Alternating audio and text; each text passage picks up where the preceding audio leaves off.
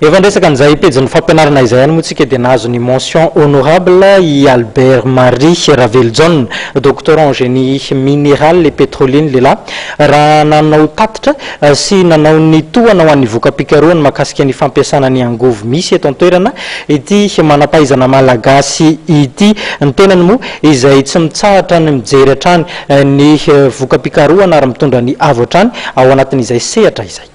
Efapolo isanjato nireo milina fitrandrahana rano entina mamokatra herinaratra ampiasain'i Madagasikara toy ny jirama sy ireo orinasa hafa misehatra amin'izany dia ampiasana avokoa ny groupe mihodina amin'ny alalan'ny gazole ary ny 70 isanjato dia ampiasana ny groupe mihodina amin'ny alalan'ny fuel. 20 isanjato ny fampiasana ny arina fandrehatra ary latsaky ny 1 isanjato ny fampiasana ireo angovo azo avaozana. Vahaolana vonjimaika azo ampiarina ao anatin'ny fotoana fohy mandrapavita ireo tetikasa-goavana mikasika ny fametrahana centrale hydroélectrique sy ahafahana mampiena ny fandaniana fampiasana ny gazole sy ny fuel izay marihana fa afarany any ivelany dia azo atao ny mampiasa ireo angovo azo avaozana misy eto Madagasikara.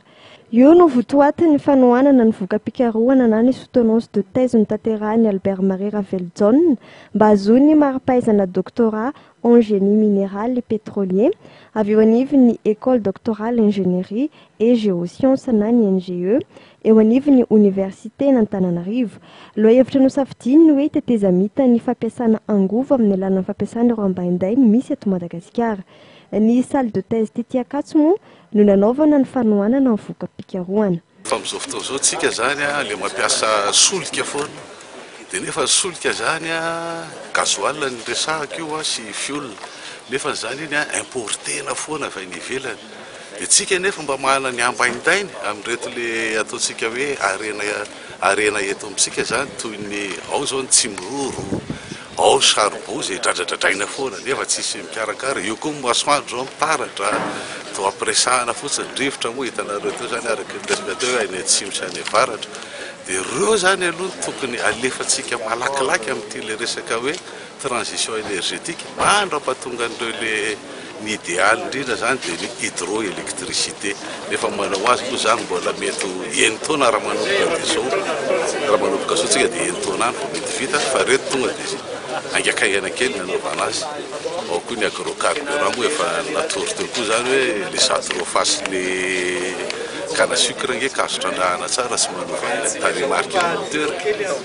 Isan'ny nasongatiny tamin'ity fanohana voka-pikarohana ity ihany koa ny mazava-dehibe ny fampiasana ny arina fandrehitra izay efa nofehezina ny tahan'ny CO2 aminy ka tsy ahina mimba ny tontolo iainana. Ny impact environnemental aloha raha l'énergie renouvelable ny resantsika tsisy impact environnemental io satria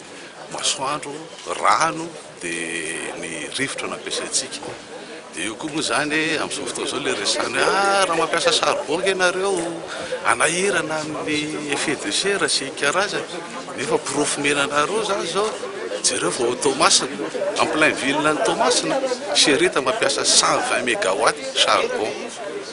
Dikan'izany efa maîtrisena zany amin'izao fotoana izao io resaka pollution io misy le atao hoe charbon propre dia eo moa zany hoe le charbon propre ve le charbon maloto iny ve natao hoe propre mampropre le charbon dia izy zany efa maîtriser le effet-na CO2 avoaka. Notoloran'ny ireo mpikambana teo anivon'ny jury ny mention honorable moa i Albert Marie Raveljon tamin'ny alalan'ity fanohanana voka-pikarohana ity.